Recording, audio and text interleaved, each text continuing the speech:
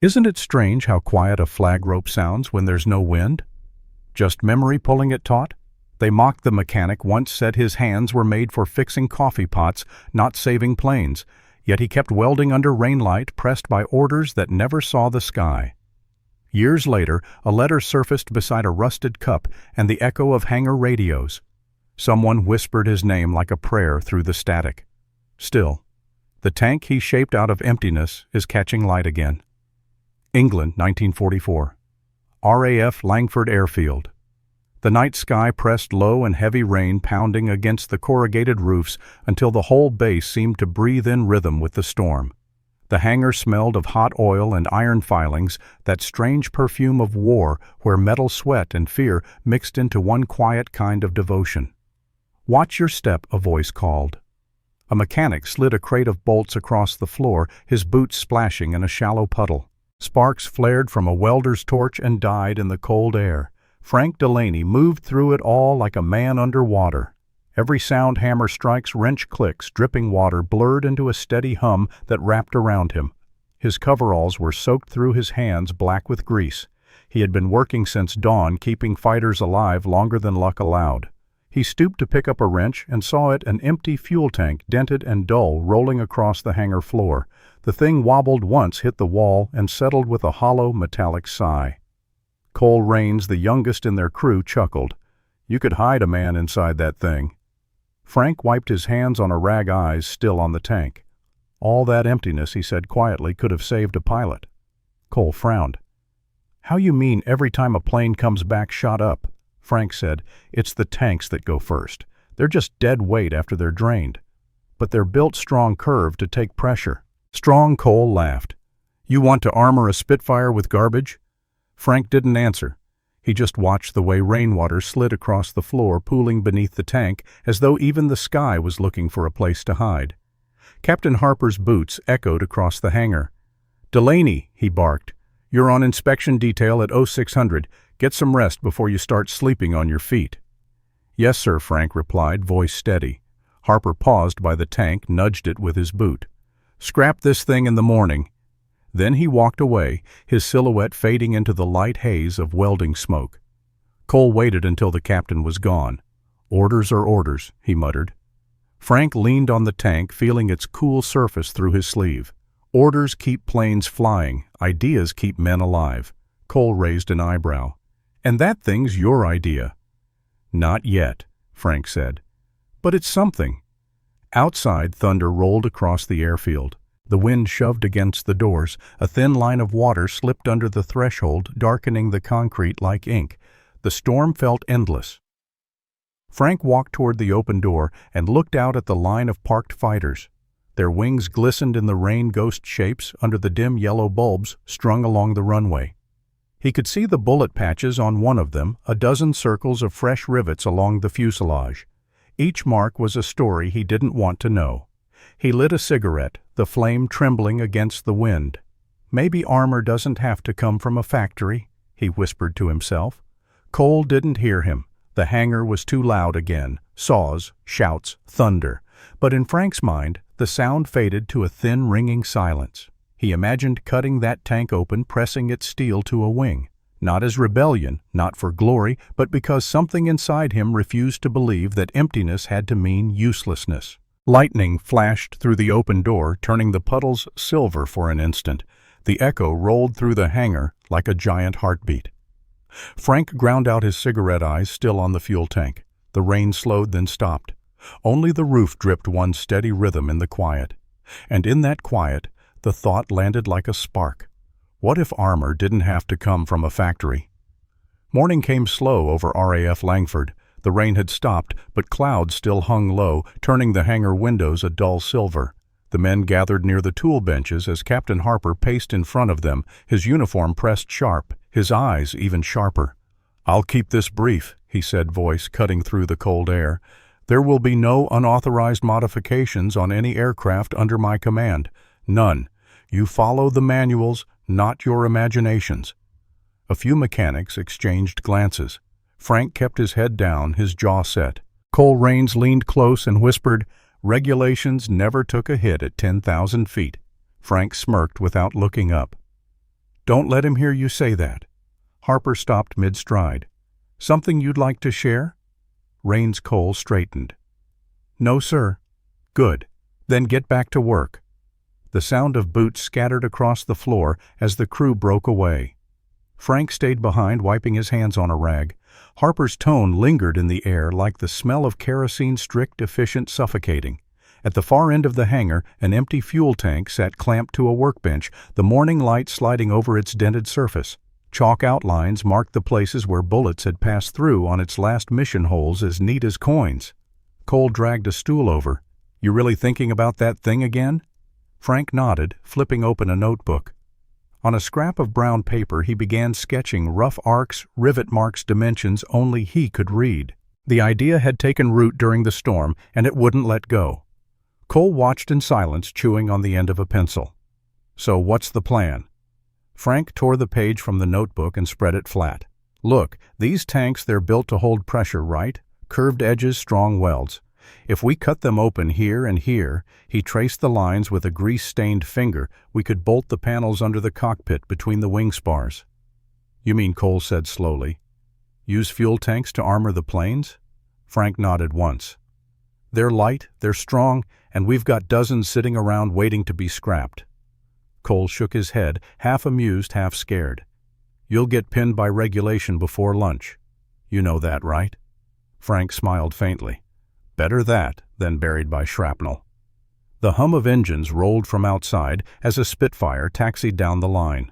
Every mechanic in the hangar paused for a heartbeat, watching it vanish into the gray sky. They all knew what it meant, another test, another risk. Frank turned back to his drawing. Look at it this way, he said. The manual tells us how to build, not how to survive. Cole leaned closer. Harper's not going to sign off on this. He doesn't have to. Frank tapped the paper.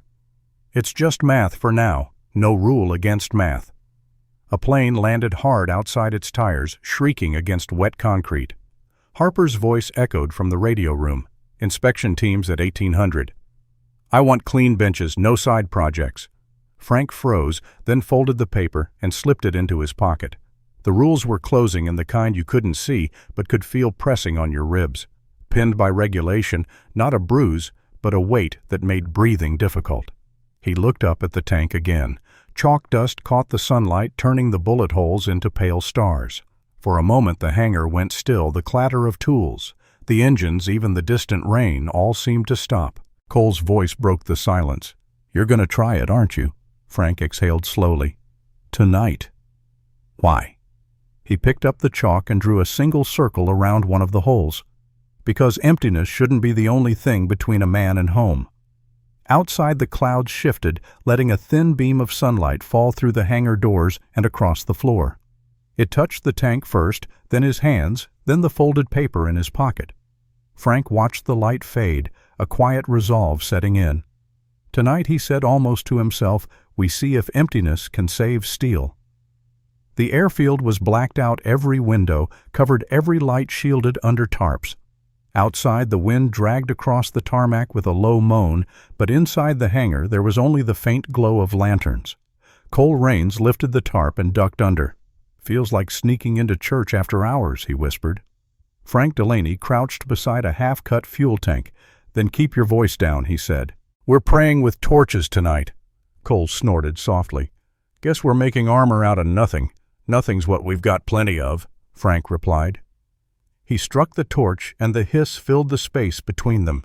Sparks danced against the canvas roof and fizzled into the shadows. The smell of hot steel bit the air. Sweat trickled down Frank's temples, mixed with soot, and dripped onto the concrete. They worked wordlessly for a while, their movements slow and deliberate. Each cut revealed the inside of the tank, smooth, curved, strong. Frank ran a hand over it, feeling the shape of a new idea beneath his palm. Think it'll hold? Cole asked, handing him another clamp. It has to. They fitted 2 tank halves together, sealing the edges with quick, careful welds. The flame flickered like a heartbeat. In that fragile glow, the men's faces looked older, carved from the same metal they worked. Cole tried to joke again. If the captain finds out, we'll be polishing decks till Christmas. Frank didn't smile. Then at least we'll be alive to complain about it. When the last weld cooled, he stepped back. The thing on the bench no longer looked like a scrap tank. It looked like a shield, rough, uneven, but real. Cole whistled low. "You really think this'll stop a bullet?" Frank stared at it a moment before answering. "No, but maybe it'll slow one down." They stood in the stillness, both listening to the hangar hum, the quiet rhythm of the base asleep around them.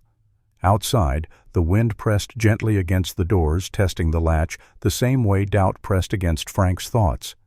He rested his hand on the welded seam. "If this holds," he said softly, "maybe somebody flies home." The lantern sputtered, once dimmed, and went out. Dawn broke over RAF Langford in a thin ribbon of pale gold. The hangar doors slid open, and cold air rushed in, carrying the smell of wet asphalt and engine oil. A handful of mechanics stood by the test line, their faces gray with exhaustion and expectation. The modified Spitfire gleamed under the morning light. Along its belly and wings, riveted panels caught the sun. The repurposed halves of empty fuel tanks polished smooth and curved tight against the frame. The seams looked almost beautiful, like scars that had healed clean. Cole ran a hand along one of the panels. "Never thought I'd see it bolted on," he said softly. Frank Delaney adjusted his cap eyes, never leaving the aircraft. "We used what no one wanted," he murmured. "Scrap to shield." Captain Harper appeared behind them, coffee in one hand, clipboard in the other. His expression froze the moment he saw the plane. "What in God's name is this?" Cole swallowed. "A test, sir?" "A test?" Harper's voice climbed. "Who authorized?" "I did," Frank said, cutting in before he could stop himself. Harper turned. "You did this without clearance?" "Yes, sir." Frank's voice was steady, and she flew quieter for it. For a long moment, no one spoke. The only sound was the wind scratching against the hangar walls. Then Harper nodded to the pilot already seated in the cockpit. "Start her up." The engine coughed once, then roared to life. The entire hangar vibrated. Mechanics covered their ears as the Spitfire taxied forward, wheels splashing through shallow puddles. The modified plates trembled, but held. Cole leaned toward Frank. "If this thing rattles apart, we're done." Frank's gaze didn't waver. "If it doesn't, so is the war for a few more men." The plane reached the runway, turned into the wind, and accelerated. The rumble deepened, but the usual shriek of vibration never came. Instead, the noise softened, steadied. Harper frowned. "You hear that?" Frank nodded. "Less noise, less drag, less target." The Spitfire lifted off, slicing into the sky as clean as a blade. Everyone watched in stunned silence until it became a glint over the horizon. When the engine faded, the hangar fell utterly quiet. No one moved. Even the air felt still. Harper lowered his clipboard. "You realize what you've done?" Frank's answer came slow. "We used empty fuel tanks to armor fighter planes, sir." Harper exhaled through his nose, unreadable. The weight of paperwork and protocol pressed on his shoulders, the invisible gravity of the system that punished ideas born from need. He rubbed his temples. "You're pinned by regulation, Delaney." You know that Frank nodded once. "Yes, sir." The captain looked out toward the runway, then back at him. "But pinned or not, she flew better." Frank's throat tightened. For a moment he couldn't speak. The engine's echo still vibrated through the concrete, a heartbeat in the silence. Cole broke it first. "So what do we tell command?" Frank looked toward the empty sky where the plane had vanished and said quietly, "We tell them it worked." The war ended quietly for the mechanics. No parades, no medals, just the slow fading of orders that never came again. Years later, in a small flat above a repair shop in Manchester, Frank Delaney sat by a window yellowed with smoke and wrote a letter he never mailed. The radio hummed softly. A BBC voice reading casualty lists turned history lessons. Rain brushed the sill, almost gentle now. Frank leaned over the desk, his handwriting uneven from years of holding tools instead of pens. "Dear Cole," he wrote, "it's been 20 years. You'd laugh if you saw what they've done with the planes, now jets faster than thought itself. But I still remember that night, the lanterns under the tarp, and how we welded armor out of nothing. I don't think command ever knew, not really. Maybe that's best. Maybe what matters is that it worked." He paused, the tip of the pen hovering over the paper. We didn't save the war, we just made it a little quieter for someone else. I keep thinking about that tank, how something built to hold emptiness ended up holding life. Maybe that's all any of us ever did. He folded the paper, sealed it, but never stamped it. The envelope went into a drawer behind his tools and stayed there.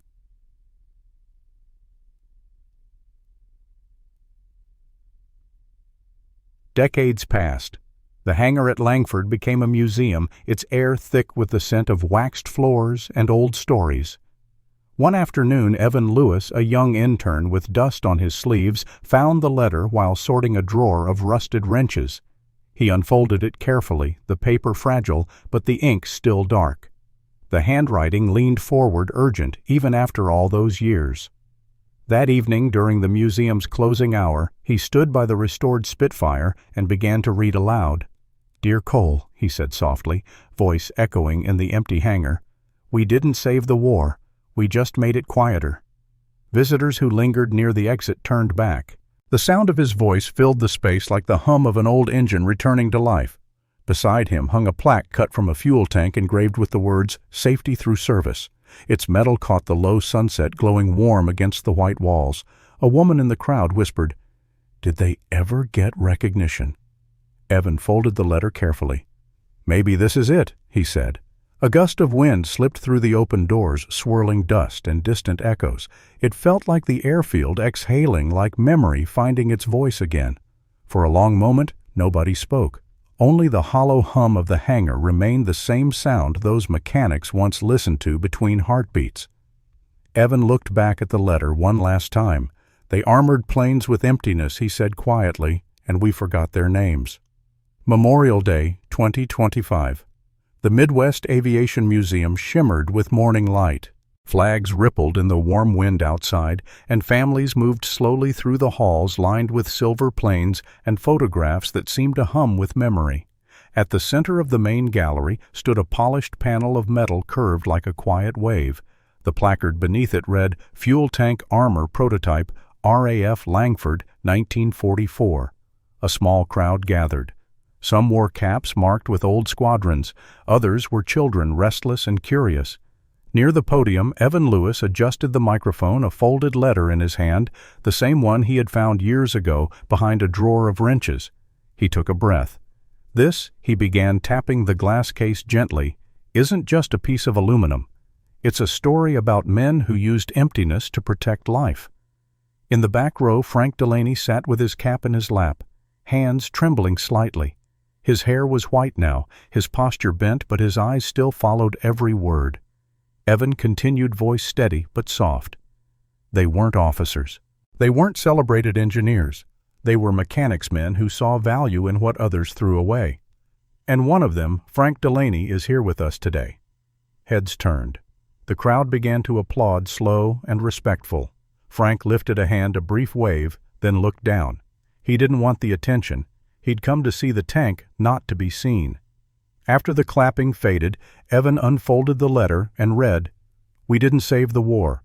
We just made it a little quieter for someone else." He paused, letting the words settle. That's what this panel represents, not invention, but mercy through design. A small act, almost invisible, that lasted 80 years. At the far side of the gallery, an old radio played faintly, a hymn bleeding through static, the same kind played in hangars after missions long ago. Frank listened to the tune, his gaze fixed on the tank under glass. It was polished now, every weld line visible, each curve a trace of the hands that shaped it. He remembered the hiss of the torch, the cold metal warming under flame, the rain outside that night. A little boy stepped forward, reaching out until his fingertips brushed the glass. His mother started to pull him back, but Frank smiled and shook his head. "It's all right," he said softly. "He's just saying hello." Evan folded the letter again and placed it beside the plaque. "They called it armor," he said, "but really it was care, care made visible." The crowd stayed silent. Some bowed their heads. Others simply stood still, as though afraid to break the moment. The hymn on the radio swelled low, brass, warm and slow, filling the space like the breath of the past, returning for one last look. Frank closed his eyes, listening. He whispered the words he'd carried for decades, words that finally felt true enough to let go. Some armor is just love in metal form. The museum had gone still after the applause, only the faint hymn from an old radio lingering like a low heartbeat. Sunlight slid across the glass case where the fuel tank armor prototype rested, its metal curved and patient, a quiet mirror of the hands that once shaped it. In the back row, Frank Delaney Rose slowly nodded once toward the plaque that read, "Safety through service," and the crowd answered with a silence warmer than words. He knew now that kindness never asks for recognition. It just keeps the plane in the air. The hymn faded into the soft hum of lights. A child pressed a palm against the glass, his reflection blending with the old man's.